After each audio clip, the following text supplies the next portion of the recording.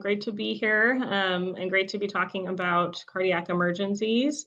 I've packed a lot into this hour, so I'll try to get it all in, but I figured this would be a really good topic also to involve Vet Guardian because we've been using that quite a bit in our practice as well and have really loved the results. So I hope you guys enjoy learning some about cardiac emergencies and hopefully at the end of this lecture, you'll feel more confident about those weird heart cases walking through your door.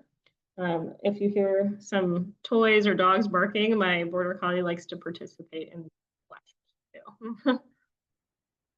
So just a brief outline for the hour. We'll start with the most common emergency you're going to see, which is congestive heart failure, touching on the presentation of that in both dogs and cats. Then we'll move into pericardial effusion, and finally aortic thromboembolism, which is one of my favorite topics. I love feline cardiomyopathy and heart health. And we'll briefly touch on cable syndrome at the end. I don't think you're going to see this quite as commonly as the other three presentations.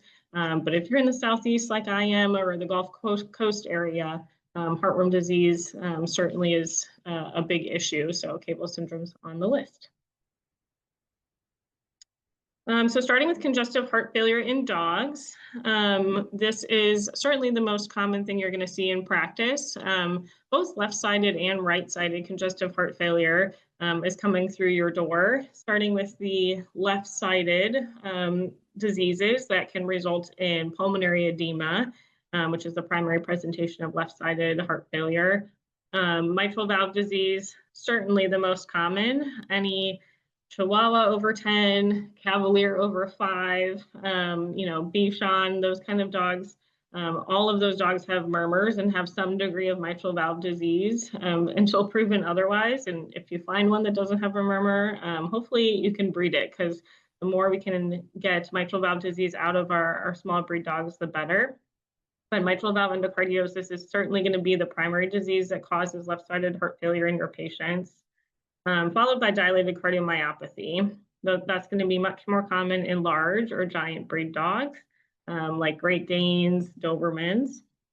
The least common of the left-sided heart failure presentations are going to be those last three at the bottom. The left to right shunt, primarily a dog with a PDA or a non-restrictive VSD. Any small little white dog that's a puppy that has a really loud basilar continuous murmur has a PDA until proven otherwise, and dogs with a PDA, about 90% of them will go into left-sided heart failure by 2 years of age. So it is possible for you to see a young, usually, little white dog, at 2 years of age that's already in heart failure, and you should hear a pretty pathognomonic murmur associated with that dog's PDA. Subaortic stenosis and mitral valve dysplasia are not going to be walking through your door that often, and they also don't commonly result in congestive heart failure as much as valvular disease or cardiomyopathy, but I have them on the list since they're left-sided. The right-sided conditions, the most common that you're going to see presenting with ascites, jugular venous distension, pleural effusion, that's going to be chronic cardiac tamponade. So a dog that develops pericardial effusion, usually secondary to a cardiac mass, that can happen slowly over time. Dogs can build up fluid within their pericardial sac, and in large dogs, they can accommodate liters within their pericardium, and that constricts the right side of the heart's ability to fill, and therefore results in right-sided congestive heart failure signs, like ascites. So chronic cardiac tamponade is probably going to be the most common thing that you see for right-sided. Pulmonary hypertension is also quite common. I live in South Carolina in the low country, but pulmonary hypertension is still a thing. It's not just at altitude like in Colorado. Dogs can experience pulmonary hypertension secondary to heartworm disease or pulmonary thromboembolism, and those can result, therefore, in right-sided heart failure. If you haven't diagnosed pulmonary hypertension, you haven't seen it, believe me, pulmonary hypertension has seen you. So we'll touch on that briefly so that you can get the idea of what that presentation looks like. Pulmonic stenosis, tricuspid valve endocardiosis, and tricuspid valve dysplasia are probably the less common diseases that result in right-sided failure. Pulmonic stenosis is usually a young dog disease because it's congenital. Most of those dogs are asymptomatic when we diagnose them and don't have signs of right-sided failure. Every once in a while, I'll get a young dog with PS that has ascites. Tricuspid valve endocardiosis, obviously the same age-related change as the mitral valve, but usually not as significant to the right side, so often on its own doesn't result in right-sided failure, but it can happen. And TBD is going to be the most common in young Labradors. So a young Labrador with ascites, always make sure you auscultate the right side of the chest because you're likely to detect a right-sided murmur consistent with regurgitation across a dysplastic tricuspid valve. So to focus on the most common thing you're going to see, just briefly, I promise there's not that much pathophysiology in this lecture. It's mostly clinical, but I would be remiss to not include just one slide on mitral valve disease. The mitral valve is the most commonly affected degenerative valve. 60% of the time it's the mitral that is most significantly affected. Because the valve no longer coapts appropriately, it results in regurgitation across that valve and therefore decreased forward stroke volume. The body recognizes the fact that there's not as much forward stroke volume and therefore not as much cardiac output. So it activates compensatory mechanisms through the renin-angiotensin-aldosterone system. And that system is really good at retaining fluid. So your body starts to retain fluid, resulting in volume overload and therefore left atrial and ventricular dilation. When it becomes severe, certainly it increases left atrial pressure, which increases pulmonary venous pressure and therefore can result in pulmonary edema or left-sided congestive heart failure. So I'm not sure how familiar everybody is with echocardiography, but I have an image there at the bottom of the screen. The aorta is that small circle in the middle, and the left atrium is that big dilated chamber beneath it. Normally, the aortic diameter should be about a 1-to-1 ratio with the left atrium, and you can see that you can probably fit 3 or 4 aortas into that left atrium. So that's really severely dilated left atrium that you would expect to find with the dog in left-sided congestive heart failure from valve disease. So how does a mitral valve heart failure patient present? What are some expected vital parameters? So on the last slide, remember I mentioned that the renin-angiotensin-aldosterone system is upregulated. That basically increases a dog's sympathetic nervous system, right? So dogs presenting in heart failure are usually tachycardic as a response to that. So Chihuahuas, Cavaliers, Maltese, all will present usually with a heart rate of 160, 170 in congestive heart failure. If you have a coughing dog present with a heart rate of 110 or 120, honestly, heart failure is pretty low on the list. Even if they have a quiet murmur, if they're presenting at 110 with their heart rate and they're coughing, I promise you it's probably primary respiratory and not congestive heart failure. So those dogs usually are tachycardic. They're usually normotensive. So it's a little bit of a misconception that these dogs will present with low blood pressure. And that's much more common in cardiomyopathy patients, not valvular disease. So if you take a blood pressure on a heart failure valve dog, they're usually normal. They usually have a normal body temperature and obviously an increased respiratory rate and respiratory effort. I like putting these statistics on the slide because it keeps me in business as a cardiologist. So valve disease affects 10% of dogs that are ages 5 to 8, but actually a quarter of dogs that are 9 to 12, and even more than that, 35% of dogs that are older. And so, like I said, if you have a group of 4 dogs out there, at least one of them is going to have a murmur, and that murmur might be significant enough to require medication or to have frequent monitoring for the development of congestive heart failure. And even more interestingly, this is kind of an older study now, but actually there's not been a repeat study of any similar caliber. But interestingly, patients with congestive heart failure live 75% longer when co-managed by a board-certified veterinary cardiologist and a primary veterinarian. So that is pretty good, convincing information to get your patients to be referred to a cardiologist.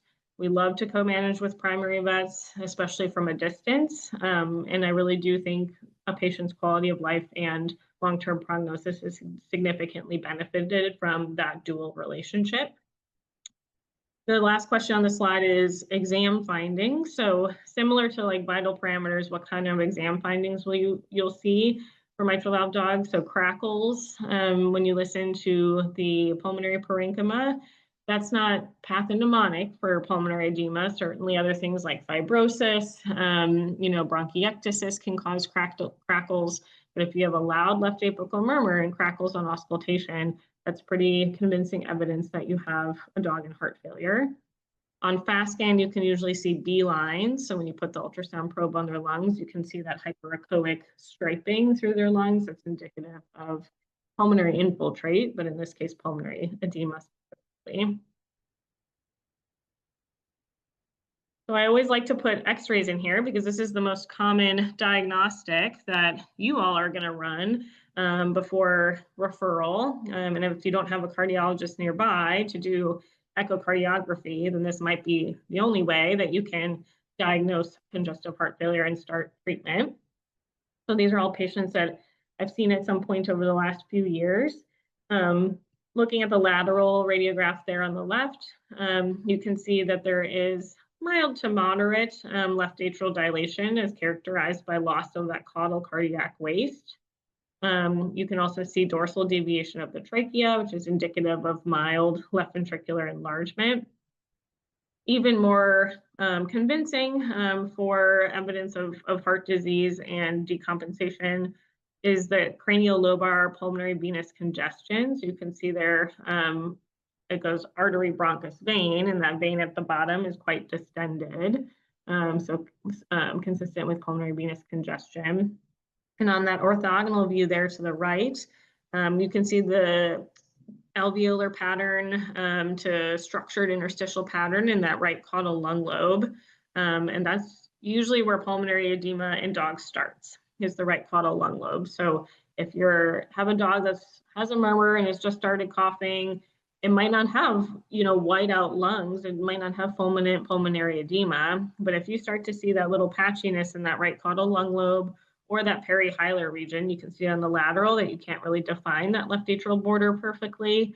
That's because there's some perihilar edema there. So those are the two primary locations that dogs like to dump their pulmonary edema to start before they progress further.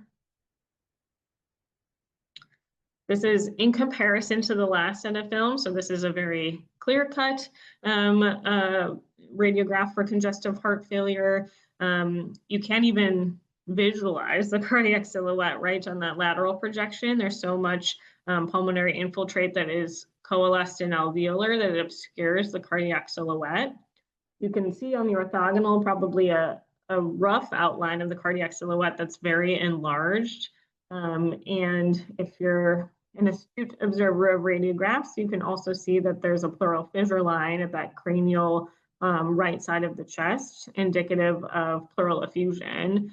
So this dog was actually in biventricular congestive heart failure, both pulmonary edema and pleural effusion, indicative of both severe mitral regurgitation and left-sided heart enlargement, as well as tricuspid regurgitation and right-sided heart enlargement. So there is about 30% of dogs that have mitral valve disease are similarly affected on the right side, and those dogs are more likely candidates to develop biventricular congestive heart failure. So if you haven't seen echoes in a while, I just want to give you a little bit of a refresher of what we are seeing as cardiologists when you refer your patients to us for workup. The image on the top is showing kind of the schematic of this echo image that's labeled. So the left atrium is LA, left ventricle LV, etc. So when you look at that image there to the top and compare it to the echo image on the left, you can see that in comparison to that normal schematic, the left atrium is quite dilated and the left ventricle is dilated and rounded. So it's not kind of that bullet-shaped apex, it's more of a rounded apex consistent with dilation. There's also really significant thickening to the mitral valve leaflets. You can see they're not nice and smooth, laminar, thin. They're really thick and knobby and kind of club-shaped on the ends, consistent with endocardiosis. If you put color over that valve, normal blood flow on an echocardiogram that's laminar is red and blue. So blue is away from the probe, red is toward the probe, and that is normal blood flow. If you're seeing green, orange, yellow, that's regurgitant flow. So that is flow that creates a murmur. That's the definition.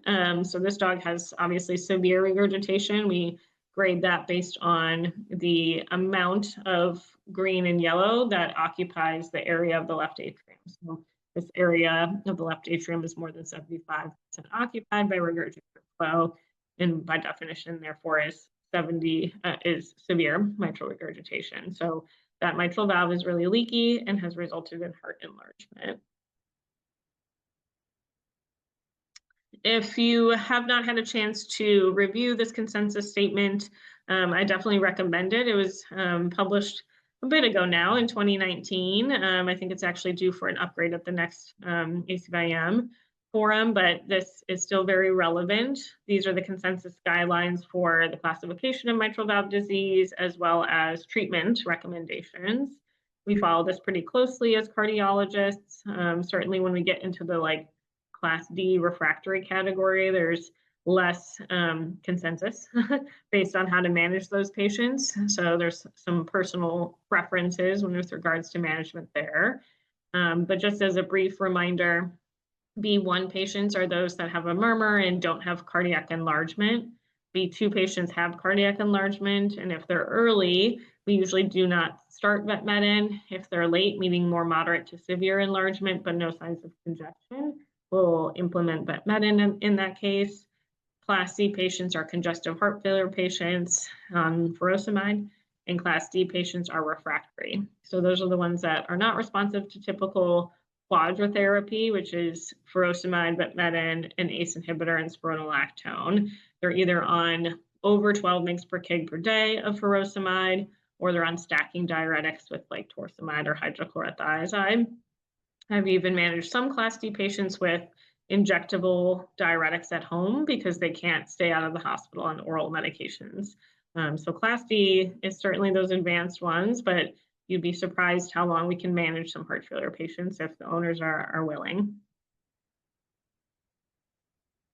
So what's different about DCM patients? So DCM patients present a little bit differently in heart failure than mitral valve dogs. They usually have a prolonged asymptomatic period. Mitral valve dogs oftentimes will have a history of they've had a murmur for years, or they've had a murmur that's gotten louder over time, and now they're in congestive heart failure. We usually don't get that history with DCM patients. Usually they were fine a week ago, and then this week they seem to have slowed down, or they started coughing, or they had one fainting episode. So it is very out of the blue compared to mitral valve patients. It's often a very acute onset. Syncope is quite common in DCM patients, and that's usually associated with ventricular arrhythmias. Unfortunately, the first sign of DCM could be the last sign, so sudden death is not uncommon with DCM patients. Unlike mitral valve heart failure patients, it is uncommon for them to suddenly pass away unless they rupture their left atrium. DCM patients in heart failure will present with signs of low cardiac output because their heart muscle is affected. They have decreased systolic function.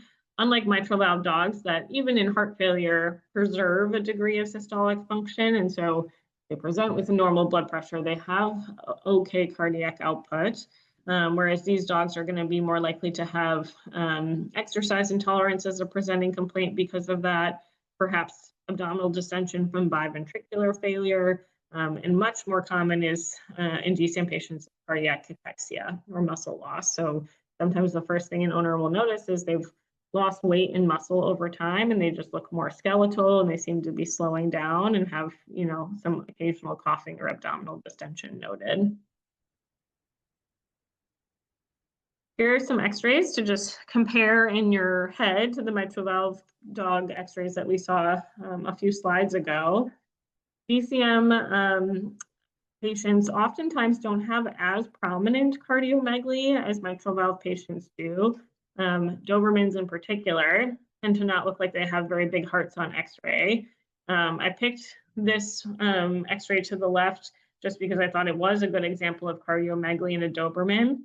You can see that very prominent left atrial bulge on the back of the heart. It kind of looks like a little backpack on the back of the heart, which is a large left atrium. There's dorsal deviation of the trachea consistent with left ventricular enlargement as well. And you can really see that prominent cranial lobar pulmonary vein on that lateral film. There's a lot of visible perihilar pulmonary edema, as well as a little bit of caudodorsal pulmonary edema, because you can see that kind of unstructured interstitial opacity in the caudal lung lobe as compared to that clear cranioventral lobe. The radiograph to the right is a different dog. Similar findings in terms of pulmonary venous congestion and cardiomegaly. It also has some leafing of those lung lobes. You can tell, especially towards the ventrum of that radiograph, that leafing of the lung lobes that is consistent with some pleural effusion that's present. So that dog was in biventricular failure. So here are some pretty echo images of DCM patients, and these are different than mitral valve dogs, even though it's the same view that we looked at before. You can see how thinned those left ventricular walls are. It's almost like, you know, they're stretched so much that you can only see a thin line of myocardium of that left ventricular wall muscle. And that's a very classic finding for DCM. There's dilation to the left atrium as well as the left ventricle. And you can see the mitral valve leaflets look pretty normal. Remember, a lot of these DCM patients are older too, so they might have some degree of mitral valve endocardiosis and age-related change, but the degree of dilation is usually not correlated with the degree of regurgitation across the valve, meaning in DCM patients, they usually only have mild regurg, and that's just due to stretch of the mitral valve annulus. It's not due to degenerative changes and lack of coaptation of the valve from that. These are nice kind of thin, smooth valves compared to the endocardiosis valve. So you can assume that it's more heart muscle disease than valve disease just based on that. On the image to the right, you can see how much space there is between the septum and the free wall. So the top line is the undulating septum, the bottom line is the undulating free wall, and there's just so much black in between, and that is severe left ventricular dilation. And if you were to measure on this mode, you would actually see that the pumping function is decreased. The walls are not coming close together. It's almost just like going like this. And so there's probably a measure of moderate to severe systolic dysfunction, just based on the fact that you can tell those walls are not coming anywhere near each other during contraction. So how do we stabilize these heart failure patients? I love acronyms. I learned acronyms in vet school, so hopefully this is helpful for you guys too. I learned SLOP for dogs for stabilization in heart failure. Sedation being S. Butorphanol is our favorite type of sedation in heart failure patients. Opioids are very well tolerated by dogs with cardiac disease or partial opioids in this case. And butorphanol is a great one. A lot of these dogs are in respiratory distress because of their disease, of course, but being shoved in a car and brought to a clinic and an IV catheter put in a foreign place, like to a certain degree, a lot of their respiratory distress is also related to anxiety, and sedation can help curb that. I'd also recommend L in all these cases, which is Lasix. A 2 mg per kg starting bolus is great. If they are an already offending heart failure patient, meaning they're coming in on oral furosemide, then a 2 mg per kg bolus probably won't do as much. They've already seen that. They've already been on an oral version of that dose. So I'd recommend doubling it and doing 4 mg per kg in an already diagnosed heart failure patient. O is obviously oxygen. There's never a contraindication to oxygen unless your patient's on fire. So oxygen is 100% needed in these patients that are presenting in respiratory distress. And then P stands for pimobendan or vetmedin. Our dose that we use is 0.25 to 0.3 mg per kg on presentation, and then repeated every 12 hours thereafter. So what happens beyond SLOP? So what do we do maybe from the kind of specialist perspective or referral hospital perspective? In DCM patients, we very commonly use dobutamine for inotropic support. A lot of DCM patients, especially previously diagnosed ones, don't respond as well to a second hospitalization of just diuretic. They need help with regards to their heart muscle to kind of circulate those diuretics and those other medications we need. And dobutamine is definitely one of those meds that we use IV. Nitroprusside and nitroglycerin are used commonly as well. Nitroprusside is the IV version, essentially, of nitroglycerin, which markedly decreases preload.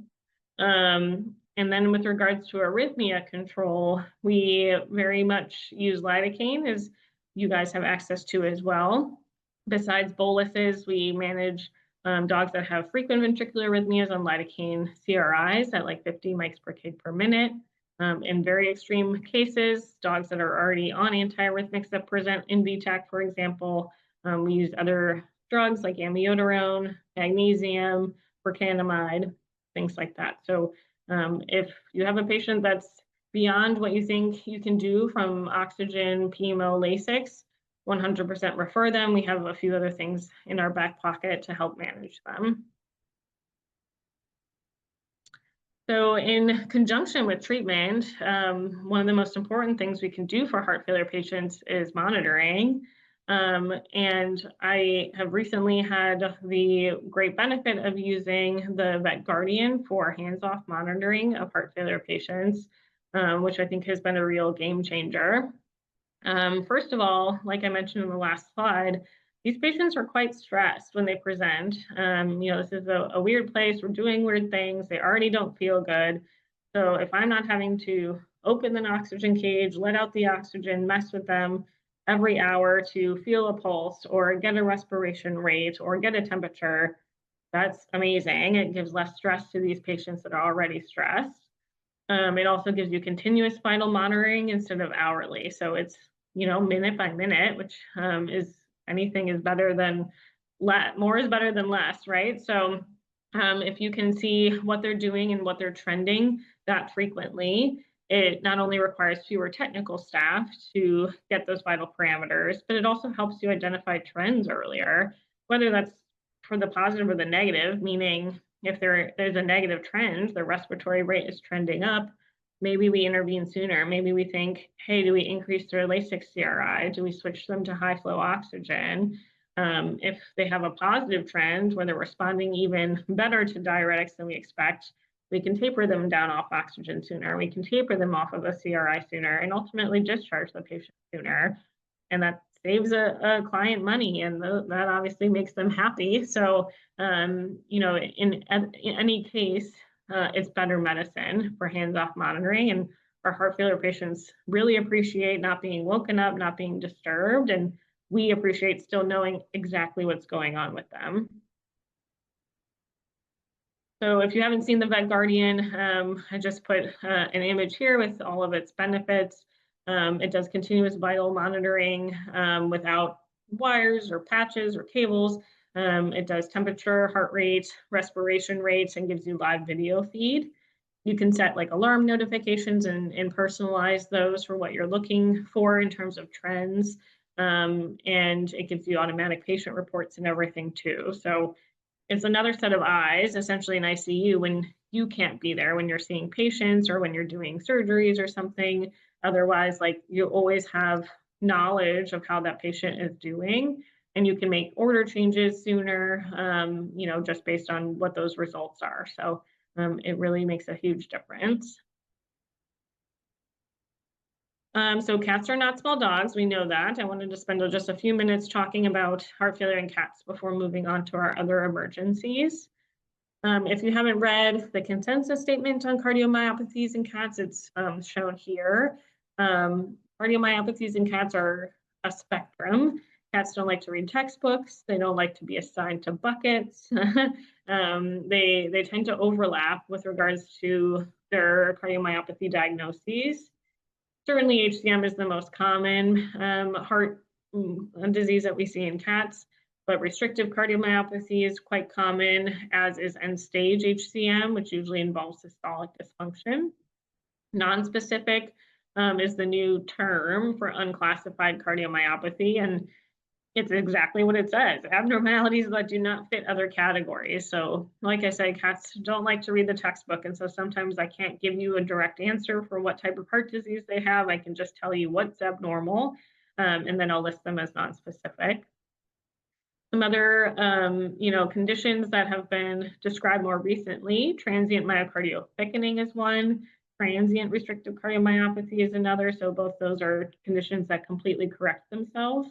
And that's usually seen in young cats that have a precedent anesthetic event or outdoor exposure or recent infection, and they get diagnosed with heart disease and heart failure, and 6 months later they look better. So again, cats are weird. Hyperthyroidism, hypertension are both two factors that can drive HCM as well, that with treatment can result in cardiac remodeling for the better. So similar to dogs, you can classify cardiomyopathies in cats into B1, B2, C, and D. Those are very similar to the dog categories, B1 being subclinical, cats that are normal or have mild atrial enlargement, B2 cats that are subclinical but have moderate or severe left atrial enlargement, and then C are heart failure cats or ones with ATE, and D are refractory. So the presentation of heart failure in cats is a little bit different than dogs. They certainly can have pulmonary edema like dogs, but unlike dogs, they can also have pleural effusion. Pleural effusion in dogs is almost never heart failure. It can be right-sided heart failure, but pleural effusion in an older dog is almost always neoplastic or infectious or something. It's not usually heart failure. Whereas cats could have just pleural effusion with heart failure, could have just pulmonary edema, or could have both. So they like to run the gamut. Hyperthyroid cats that have heart disease usually do have pleural effusion over anything else. So if you have a pleural effusion heart failure cat, I definitely recommend checking a thyroid. Cats that present in heart failure are much more likely to be bradycardic than dogs who are tachycardic. So cats are usually low on their heart rate when they're in heart failure. They usually have a lower body temperature, not usually normothermic, obviously an increased respiratory rate or increased respiratory effort as well. But cats are weird. Even when their RAS system is upregulated in heart failure, they actually tend to be bradycardic. Let me see if this video will play. So this is, I know many people have probably seen pleural effusion, but I just wanted to show this video of a cat with pleural effusion. Hopefully, well, it might not load. Well, cats that breathe with pleural effusion are a little bit different. So they have kind of a restrictive breathing pattern. Let's get back to our original slide here. Sometimes the videos you put in there don't always work. So that is definitely a little bit different than in dogs. The cats that breathe with pleural effusion have a more restrictive breathing pattern where it looks like they kind of have an expiratory effort or an expiratory push. So if you see a cat breathing that way, put a probe on them, try to identify that pleural effusion because they would really benefit from a thoracocentesis. Now it'll go. So you can see that quick kind of breathing, restrictive breathing pattern, and that's very typical for pleural effusion in cats. And once you tap that off, they're usually much more comfortable and can even be treated as outpatient. Here are some x-rays of a cat in congestive heart failure. Again, a little bit different than dogs. They're not usually as obvious about their cardiomegaly, but you can see that there is kind of like a kidney bean shaped to the heart. There's a left atrial enlargement, which is kind of sitting on the top of the heart instead of the backpack on the back like a dog. You can see that kind of kidney bean left atrial dilation on the top. There's very clear pulmonary venous congestion on that lateral film, and cats tend to put their pulmonary edema more cranioventrally and more diffusely. So cranioventral is a good place to look for pulmonary edema in cats, but sometimes they're actually more spread out, and more fulminant than dogs will be. A lot of questions I get when I give talks on heart failure is related to biomarkers. So is there a utility of using proBNP? And in cats, there is. There's been a lot of research over the last 10 or 15 years to show that BNP is actually quite a good biomarker in cats to indicate moderate or severe heart disease. It does have the likelihood of giving a false positive more likely than a false negative, which is a good thing for a screening test. I would rather do an echo on a cat that has an abnormal BNP and be able to tell the owner that the heart looks fine, as opposed to missing those cats that maybe will snap negative and then truly have heart disease. So Hey, Dr. Saunders, I apologize for interrupting. It looks like your slides are not advancing. Oh. We're still looking at the orange and white kitty. Oh, that's weird. Mine has a BNP. Let's see. I have it open in 2 places, so maybe that's the problem. I had a backup. Is that better? Yes, now we're seeing diagnostic findings. Thank you. Thank you for catching that. The x-rays here, you guys can go back through my lecture, but I described something you couldn't see before, but you can see some left atrial enlargement and pulmonary edema that's a little bit more cranioventral there. So apologies for that. So the BNP, I put some papers in here, but again, it's a really good screening for cats. I don't find that it has much utility in dogs for screening for heart disease. It's not specific enough, but I do get a lot of cat referrals that are referred simply for abnormal BNPs, and they don't have a murmur or anything abnormal, and we catch that cat's heart disease. So adding that to your senior panels and cats that are like 7 or 8 years or older, I think is a great idea. Moving on to pericardial effusion. So heart failure was kind of the dense beginning of this presentation. The rest are a little bit shorter, but I'm open to any questions that you guys have after to help clarify if this part goes a little bit faster. So pericardial effusion in dogs, vital parameter wise, these dogs are usually tachycardic because they have decreased cardiac output from improper filling of their right heart due to that pericardial effusion. They usually have decreased pulse quality for that same reason. Sometimes they'll have an increased respiratory rate just related to stress and decreased cardiac output. Oftentimes you can see jugular venous distension or pulsation, like we mentioned earlier as well on your physical exam. And if it's been chronic, they can have ascites, so they can have abdominal distension with a palpable fluid wave. ECG finding wise, hopefully this can load for you guys. So if you happen to stick an ECG on a dog with pericardial effusion, you'll likely see something cool called electrical alternans. And that's referring to the alteration in height of the QRS complexes as the heart swings within the pericardial sac. So it's literally going like towards leads, away leads, towards away leads, and that's what changes the voltage of the QRS complexes, and that's called electrical alternans. I know you guys do a lot of fast scans, and so it's important to be able to differentiate between pericardial effusion and pleural effusion on a fast scan. The easiest way that I was taught to differentiate is looking for fibrin strands. So fibrin strands or fibrin tags are visible in the pleural space when you see pleural effusion in those tags floating. You should not see that with pericardial effusion. You can also see a lot more like heart motion with pericardial effusion where it looks like it's kind of bouncing around the screen, and that's because it's bouncing within the pericardial sac. So hopefully those quick tips help you be able to differentiate between those two pretty quickly.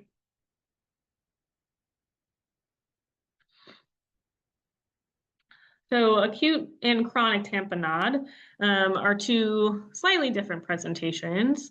The acute presentation is really going to be a small volume rapid accumulation that occurs within the pericardial sac and increases intracardial pressure very quickly.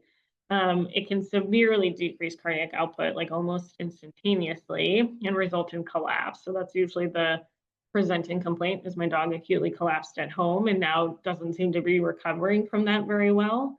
So that is not an uncommon presentation on our emergency service. If you were to take an x-ray of that acute tamponade dog, you would see that the heart is actually pretty normal in size and it doesn't look globoid. A globoid cardiac silhouette is more indicative of chronic effusion. If you look to the column on the right, it lists a few different findings. So this is a slow volume accumulation where you're going to see much more likely to have right-sided heart failure signs, jugular venous distension, hepatomegaly, ascites, cachexia. You'll have weight loss and other chronic problems. And if you were to snap an X-ray of those dogs, they would have a globoid cardiac silhouette. So the physiologic effect of tamponade, as we've alluded to before, is that these dogs have decreased cardiac output, and they also have a really smashed and underfilled right heart, and so they have right-sided heart failure signs. The ideal treatment is a pericardiocentesis. So that is obviously going in with a large gauge angiocath and draining that fluid as quickly as possible or as soon as you can. What is the Band-Aid in the meantime? So that just means that these dogs obviously have decreased cardiac output. They feel crappy because of that. And so the Band-Aid is IV fluids, and that's giving them volume. It's giving them more volume and more preload to return to the heart so the heart can use it to try to have a little bit better cardiac output. And that's just a Band-Aid. So until you remove the fluid, you'd have to keep pumping a dog with IV fluids. So it can help stabilize them while you're kind of getting your equipment ready and your sedation ready and things like that for a pericardiocentesis, but a pericardiocentesis is absolutely still needed. I do have a question on there. What treatment is contraindicated? And contraindicated in this situation would be giving furosemide or Lasix. So pericardial effusion in dogs is almost never due to congestive heart failure. I can never say fully never, but almost never due to heart failure. So please don't give these dogs furosemide. That actually decreases their preload even more, which they're very dependent on right now. And so giving them furosemide, especially a big bolus, can decrease their preload so much that they can crash. So I would definitely advise against furosemide. There's only one time or one instance that I would not recommend a pericardiocentesis, or at least I would hesitate. And those are dogs that have left atrial tears or ruptures. So dogs that have a really big left atrium, a ton of mitral regurg on their fast scan, but they have pericardial effusion. They probably have it because they ruptured their left atrium. And a pericardiocentesis can actually dislodge the clot that's holding that hole in the left atrium shut. So unless a dog is really, really unstable and has a left atrial tear, and the only way to stabilize them is to drain that fluid, I would hesitate to do a pericardiocentesis there because we want to maintain that clot. Those dogs usually will resorb that fluid over at least a night of hospitalization and essentially stabilize themselves. If they didn't suddenly die with a left atrial tear, they usually make it through. Pericardial effusion in dogs is neoplastic 60% of the time. 35% of the time it's idiopathic, and golden retrievers are the #1 breed to be overrepresented for idiopathic.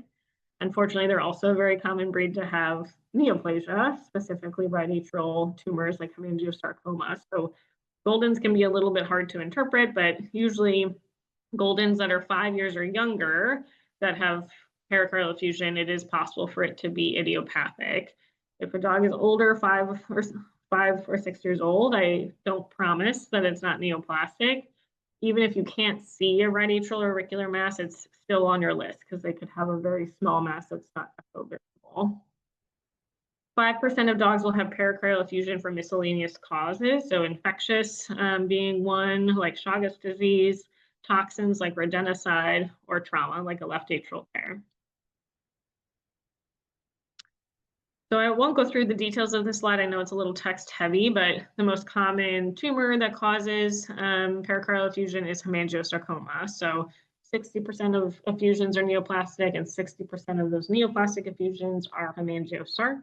The other causes are heart-based masses and mesothelioma. Mesothelioma is a little hard to diagnose. It's not usually echo visible, but those dogs actually have quite a good prognosis and can live years, usually from the benefit of a pericardectomy.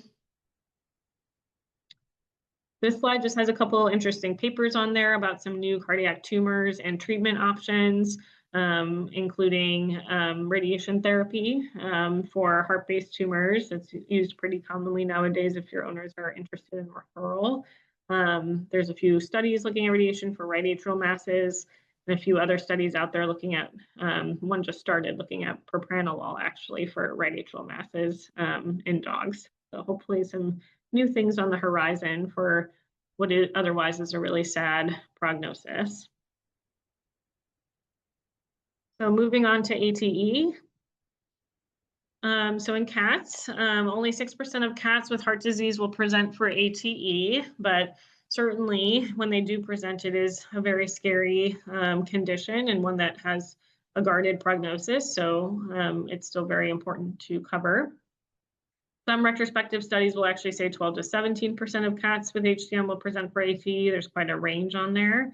I was always taught by my mentor when I talk to owners, like, it's rare, but it's only rare if it doesn't happen to your cat. So we do prophylaxis a lot in our feline cardiac patients. So we use clopidogrel pretty liberally. These are usually male cats that are either fancy cats, ragdolls, Berman, Tonkinese, or obviously domestic short hairs are probably the most common breed we see in practice and therefore represented here. Cardiac disease is the primary cause of ATE in cats. So about 69% of cats that have an aortic thromboembolism will be because of heart disease. The other percentages include neoplasia, with the primary type of cancer that can cause it being a pulmonary carcinoma. Other causes include thyroid disease and unidentified causes that just result in a prothrombotic state in cats. So this is another requisite pathophysiology slide. So pathogenesis of ATE is really just the magic of Virchow's triad. So blood stasis within a large left atrium, endothelial injury due to SAM, for example, or obstruction in a hypercoagulable state, which cats love to form. The embolus often goes to the terminal aorta. That's why it's called a saddle thrombus. And that's 90% of cases, but it can also go cerebral, renal, splanchnic, and brachial. What are the clinical signs and prognostic indicators of ATE?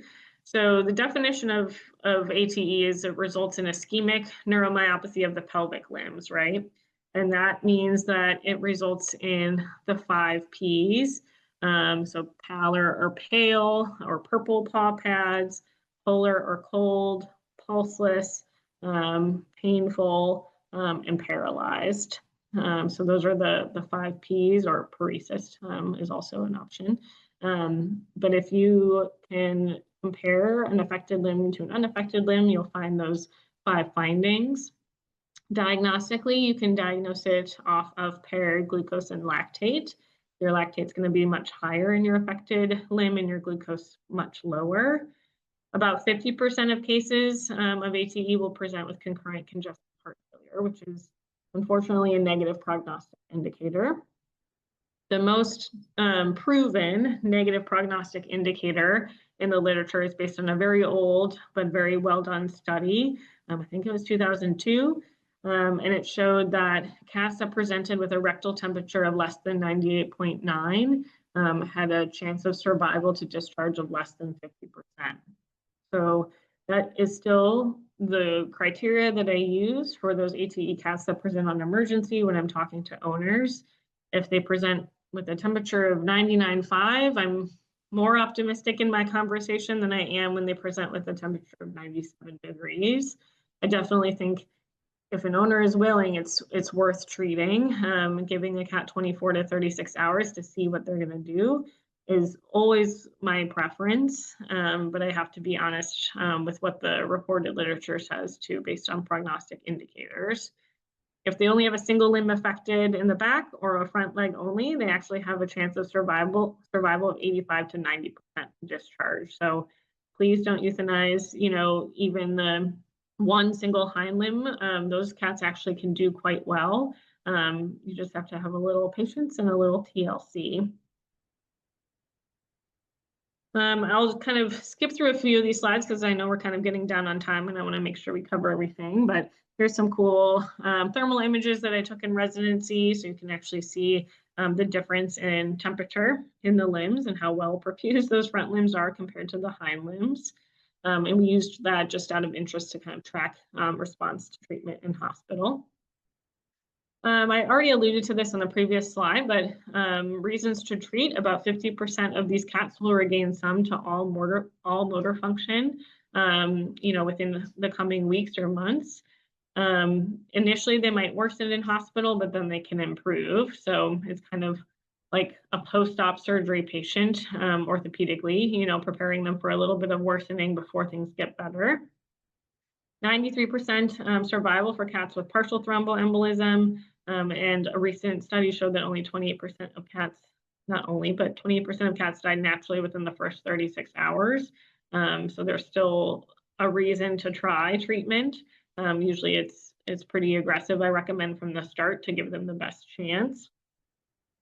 So what are we doing for treatment? Our goals of acute management are the reduction in continued thrombus formation. So we use enoxaparin primarily for this, which is a low molecular weight heparin. We also use a loading dose of clopidogrel that helps to deter continued thrombus formation and improve collateral blood flow. So it decreases like serotonin release and all of the vasoconstriction effects that result from those kind of cytokine releases. And a loading dose of clopidogrel is a full tablet, so 75 milligrams. This is going through a little bit of the, pathophys of how low molecular weight heparins work, but I just put the dosages on the slide so that you have them. And this talks about clopidogrel. Clopidogrel was proven in the fat cat study back in the early 2000s to be superior to aspirin. And so we use clopidogrel as a prophylactic in all of our cats instead of aspirin. There's been a recent study, I think it's this next slide, it's the next one after, about Super Cat 2, talking about Xarelto, which is equally as effective as clopidogrel. Supportive care and monitoring is really important for these patients in hospital. We want to monitor primarily for reperfusion injury. So we're monitoring renal values to look for azotemia. We're monitoring acid-base status. So these cats will develop metabolic acidosis and hyperkalemia related to reperfusion injury. So we want to be able to intervene as soon as possible.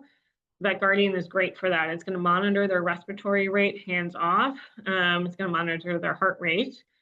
Cats that become affected with reperfusion injury are going to become bradycardic due to their hyperkalemia, and they'll have an increased respiratory rate. So the minute you see those trends, it's definitely worth checking electrolyte, checking your pH status, and intervening with treatment. Usually that involves calcium gluconate to help protect the heart, as well as insulin to drive all the potassium into the cells, get it out of the bloodstream, followed by some dextrose. You can also use terbutaline if you have that in hospital as well to decrease the hyperkalemia. If these patients are not eating and drinking and the renal values are increasing, you can't really give them IV fluids, right? Because a lot of these cats have concurrent heart failure. So I usually recommend placement of an NG tube, giving enteral water, Clinicare, whatever you have nutritionally, and placing that sooner rather than later is a really good idea because it can help kind of fight those rising renal values despite the fact that you can't give them IV fluids.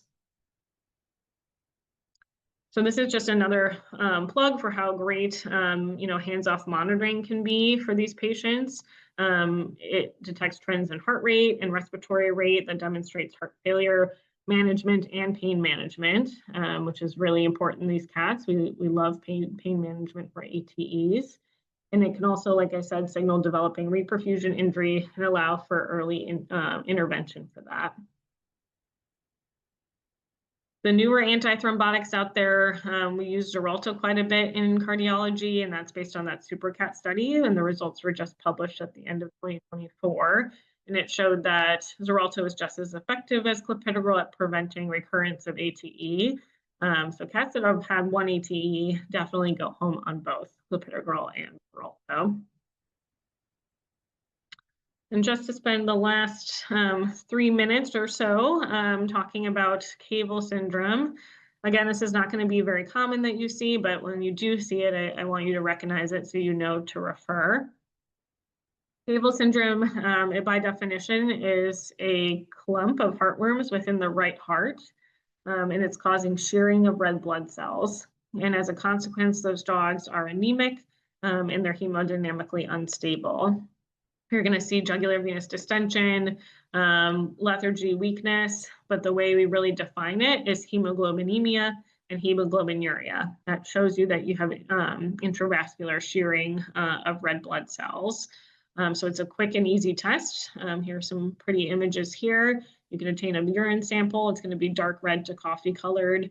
If you obtain a blood sample, you'll see in the serum that it's red, which is indicative of intravascular hemolysis. You can also put a probe, like a fast scan probe on the heart, and you can see the worms within the right heart to support your diagnosis of cable syndrome. So if you haven't seen some echo images, I just included them here. This is a big ball of worms here in the right heart, and you can see how smushed the left heart is because of that. This is a short axis view over here, and you can see the hyperechoic lines on the right side of the heart as well. That shows that heartworms are present within the right heart. What's the treatment? Send them to us in cardiology, and we will have to surgically extract the heartworms.